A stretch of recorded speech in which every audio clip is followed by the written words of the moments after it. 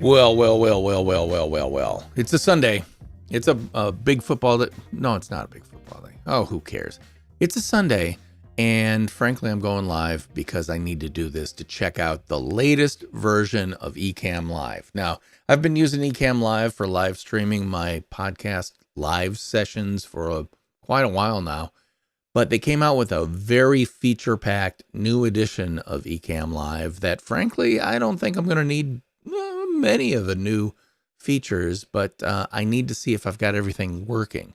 The other night, I tried to use Ecamm Live, the old version, the new version, the way I used to use the old version, and frankly, a bunch of stuff was broken. So much so that I had to cancel my podcast session with Mark Schaefer, I hate to do that. I hate to cancel on a guest, but sometimes it's necessary because you can never tell exactly how you're going out over the live stream unless you do exactly what I'm doing today, which is I'm testing my system out. Now, all that said, if I'm doing this correctly, I should be going live to YouTube Live, Twitch, Twitter, LinkedIn Live, and one other that I can't.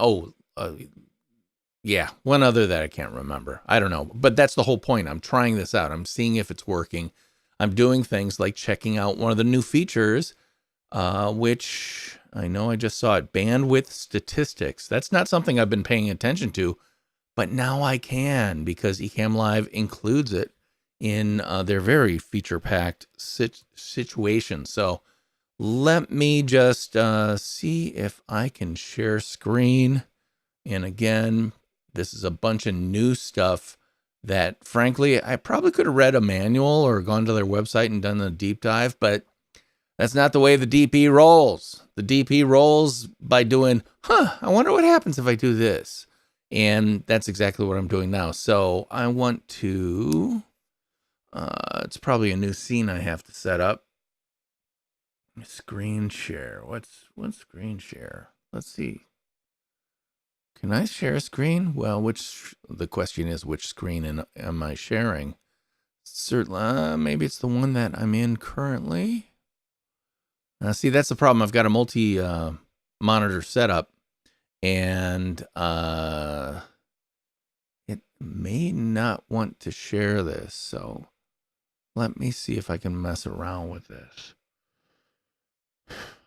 Like I said in the description to this video, it's going to be mildly embarrassing because I'm doing this live on a Sunday and checking it out in real time the way that real humans do, which is, this isn't working right. I wonder what I can do to make this better.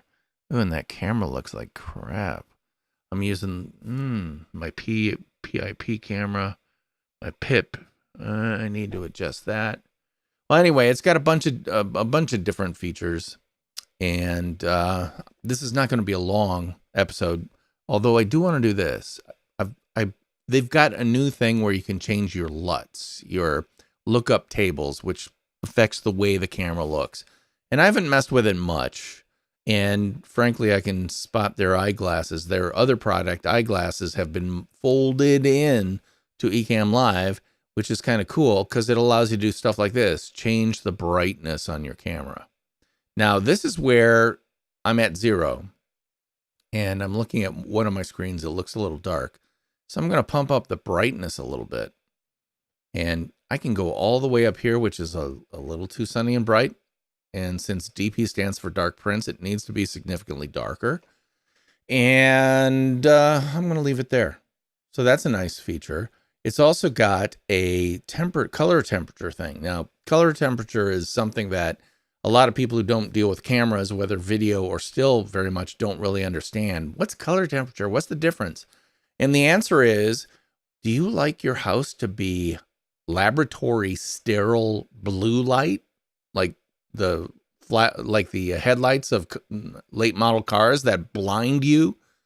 Well, then you're going to want a 5,000 Kelvin temperature look, which looks a little something like this. Hi, I'm very clean and bright. And a lot of people like this because 5,000 K is basically sunlight. Well, I like the golden tones, this is kind of 70s paneled basement color. And I don't like it this golden, but I do like right. I'll be right in the middle, which, typically even the lights I put up, in my studio here, I've got LEDs that are typically in the 3000 Kelvin range. Now, if you want to go 2700 Kelvin to get that really, really golden tone, that's what you do. And you're going to look something like that. Very golden, very yellow, but right in the middle, that's where I belong. So that's a cool new feature. Plus, and this is very, very cool, if you like Instagram filters to make your photos look better, you can make your live streams look better by downloading LUTs. Now, for the uninitiated, LUTs are lookup tables, which is a term or a file format that color graders and colorists use when doing professional filmmaking color grading or color timing. I think the Brits call it color timing. Here in the United States, we call it color grading. And that's how do you get that look that looks so golden? Or you may recall a couple of years ago, everything looked golden and teal in color. Did people just wear those colors? No, the color grading trend or the look, the theme, the movement at the time was to use a LUT that took whatever the video was shot and made it more teal and golden, yellow, gold colored. And frankly, for anybody who uses a camera, a lot of people will shoot really, really flat, meaning that they literally, there's a term for it and I forget what it is, but it's when you literally set up your camera so that it can take in the most information so that you can then change it. Because here's the thing, and think of it like audio recording. If you record on a crappy microphone that can only get a certain bandwidth of audio, you can't suddenly make other bandwidth, of audio. You can't get lower lows or higher highs. You're literally subject to what the audio capsule in that microphone can capture. Well, if you use your camera and you set it up so that you capture all the information out there, you can then use a graphic equalizer almost, like people old like me, we remember the days of graphic equalizers where you had a band of audio and you could boost that band or you could lower that band. And there's a famous scene in the movie Risky Business with Tom Cruise, his breakout role, where his dad and mom go out of town, so the house is all his. First thing he does is he goes and messes with his dad's settings on his graphic equalizer. And what does he do? Goes to all the bass end and pumps it up as far as you can go. Frankly, that's exactly what Beats headphones do.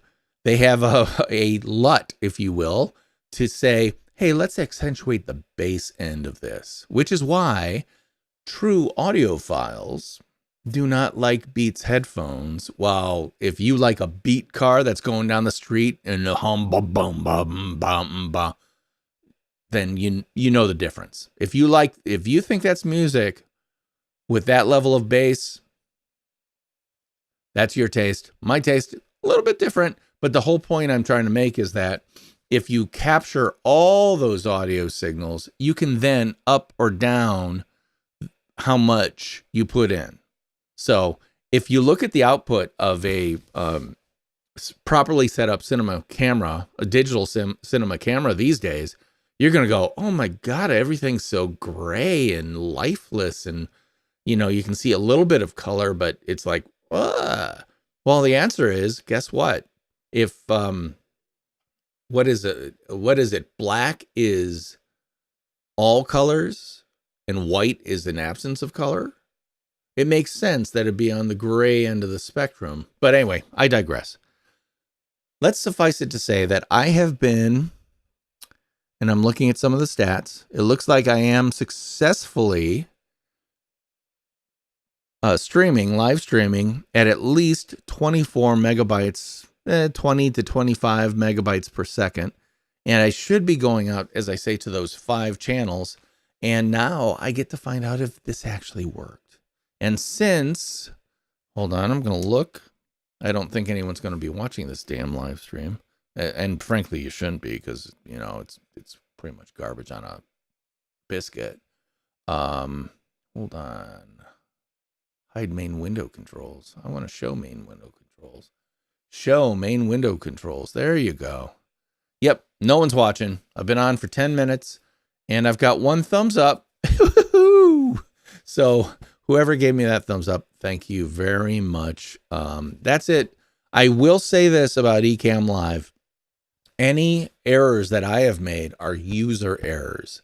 Ken and Glenn over at Ecamm Live do a fantastic job of really doing everything they can to make idiots like me look really good. And they really care about the user experience and the functionality and all that stuff. But inevitably, a new version comes out, and if you're an early adopter like I always am, something's going to be a little bit different and may technically break your system a little bit.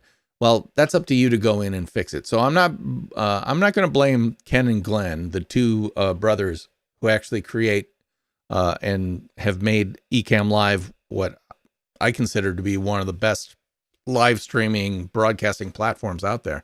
I'm not going to blame those guys for that. I'm going to blame me, but that's okay. But that's why I'm doing this today. At any rate, that's it for this edition of IMNSHOW, in my not so humble opinion. And I'm going to do my outro music. If I have reset Stream Deck correctly, you should be hearing music right about now. See? The music should be coming across. I hear it. Do you? At any rate, that's it for today. I'll see you guys later if I can figure out how to end this live stream. Bye-bye.